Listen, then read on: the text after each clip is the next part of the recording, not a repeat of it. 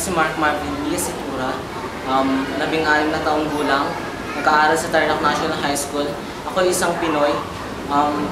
Ako ay mahilig sa paglalaro, sa pagkain. Mahilig din ako sa pagbabasa ng mga libro. Tulad ng ibang bata, ako ay nililibang ko rin ang aking sarili at kaya kong hatiin ang oras sa paglalaro at pag-aaral. Sa lahat ng pagsubok, ang pag-asa ko na lang ang aking sarili. Kaya kong tumayo para sa aking buhay.